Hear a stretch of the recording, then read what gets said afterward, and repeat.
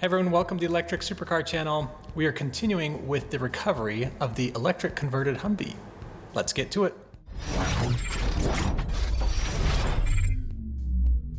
Okay, first things first, before we get into the episode, I owe you an apology. Oh wait, the other side. I just wanted to say I'm sorry. It's not you, it's me. No, I don't like the other one better. So I got lots of comments about the audio, but I checked with my editor.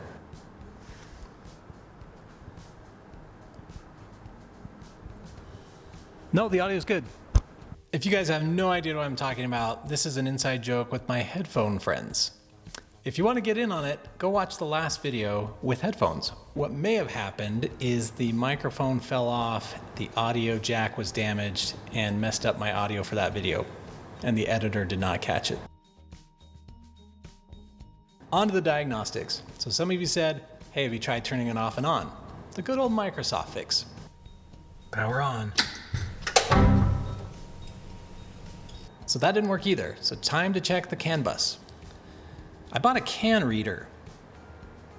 This came with a serial port that I needed to solder on to the CAN high and CAN low to the right pins.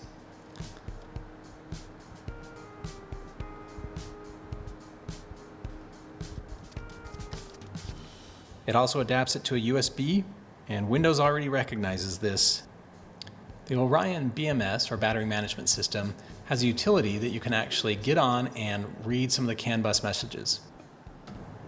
It seemed to me that we weren't even getting to the point where it was trying to charge.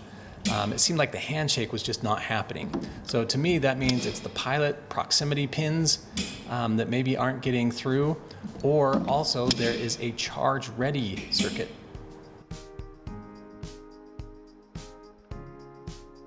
It's time to do a teardown. I'm also hoping for no durability tests. Pretty sure Zach doesn't want to see any scratches at level 6 with deeper grooves at level 7. I got your promise, not a scratch. Unfortunately, there are no Lego style connectors here. The center box has a cutout so you can see things, but it does not have good enough access to get the wires I need. All right, I've got a series of jacks. What I'm doing is I'm propping the front of this box up just ever so slightly. So you can see I've just got just a little bit of gap here, and normally it rests right on here, and I need to take this one off. So I've taken the weight off, that way I can get this one off and get into the box. All right, now we have about 30 or so of those little screws that hold on that top plate.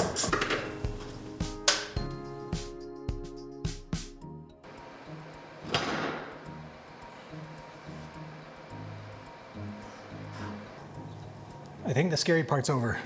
This is the central battery box. It seems to run on some form of electricity. A lot of the other electronics. So that's the battery management system. Got the contactors with the pre-charge relay, and there's the pre-charge resistor.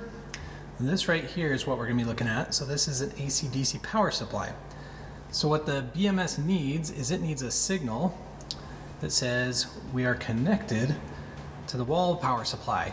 So this one converts from 230 volts AC to 12 volts DC, and that runs over to the BMS to say, hey, yep, we're good. It goes to a charge ready pin. The only other thing that I'm looking at is apparently we also need to share a ground. So the ground for the BMS also needs to share the same ground as the outlet. And so right now I've measured, we don't have any continuity with the J1772 plug. So we're gonna make those couple connections and see if this thing starts working.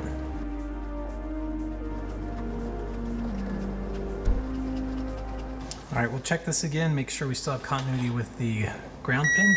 Okay. We'll also check to make sure we got the ground pin going to the chassis ground.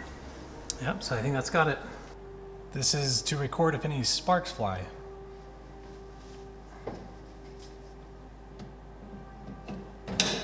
It appears that there is no signal getting to the AC/DC converter. So this time when I attempted charging, I got a charging error, but not from the vehicle. The wall charger had some issues. It's red there, where it goes blue, and then it goes red. I have bricked my wall charger, so won't turn on, won't charge, won't go with my other car. So it's gonna be difficult to troubleshoot when I don't have anything to plug it in with.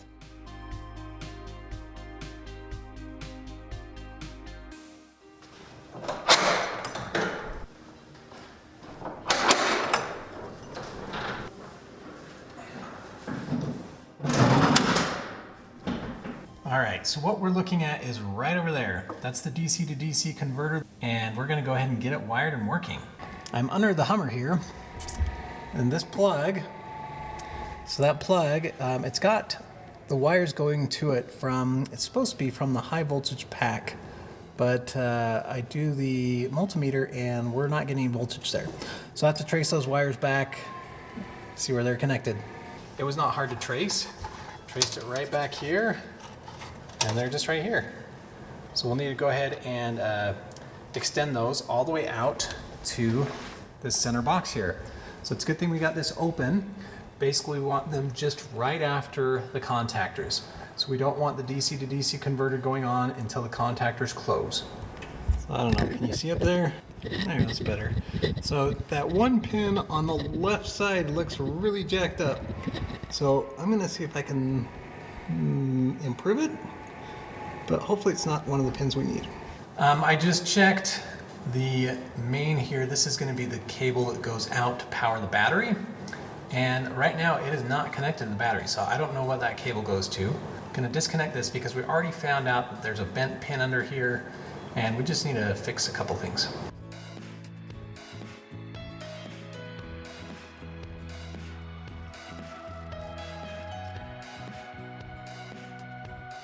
So that pin's kind of bent over.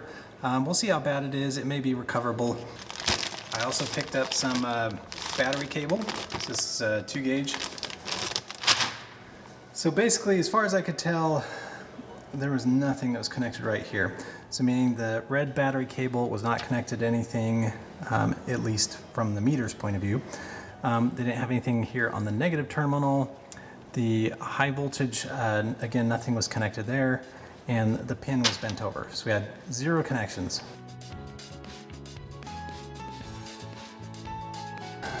Well, I was hoping that I could get to this one, but it is going to be very stuck. So we'll do the best we can to straighten out the pin, see if we can get some good connection. All right, pin has been reconditioned the best I can. I think that looks pretty good. So now we'll go fix the rest of the wiring.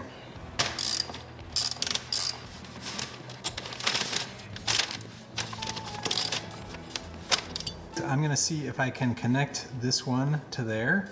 Well, I think what I'll do is I'll try and connect it, I'll disconnect it and see if the pin's bent, because I think that'll tell me if it connected correctly. We're good. But I don't think we'll fully know until everything's connected and it's working. So this red wire is the 12 volts out from the DC to DC converter, and when I checked it, it was not getting any 12 volts. The solution is pretty easy though. It looks like it goes right to here. This is kind of a breaker, and the breaker's not connected to the battery. So that one's an easy fix.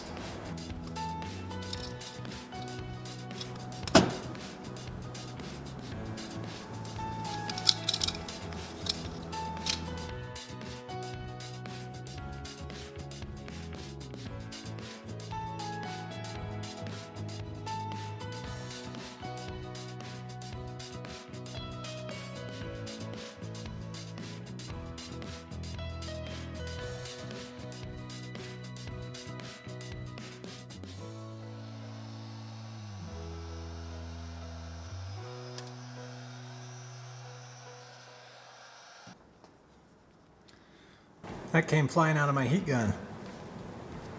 Probably some ceramic insulation or something.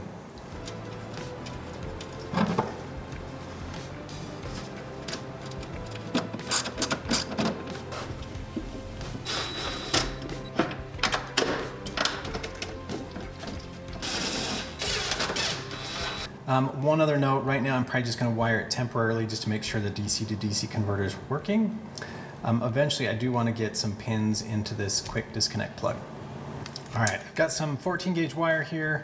I'm going to go ahead and run it from the location it needs to be here under the car where a lot of the other wires are, and then up where the DC to DC converter is. We'll make it pretty later.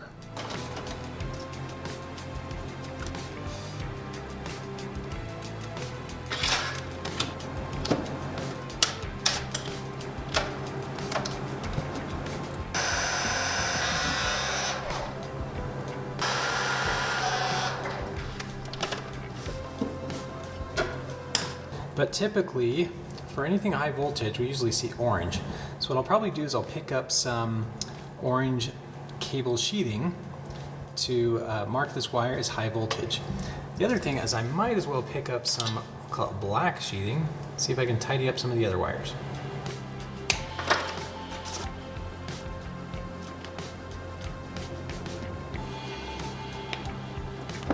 All right, so we're going to get close to the high voltage here. The actual terminals that I'm going to be interacting with do not have high voltage, but nevertheless, it's good to be very careful.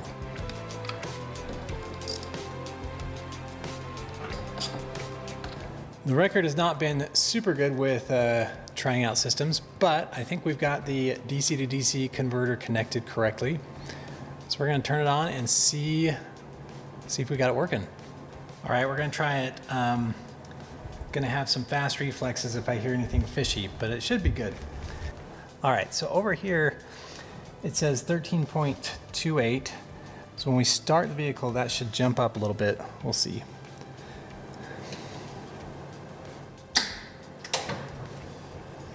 Yeah, you saw it jump up there?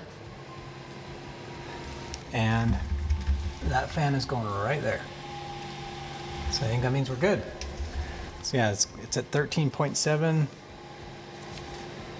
It's awesome. Well, with a lot of failures, but one success, we're gonna call that an episode. Want to get some content to you guys. Thank you all for watching. See you next time.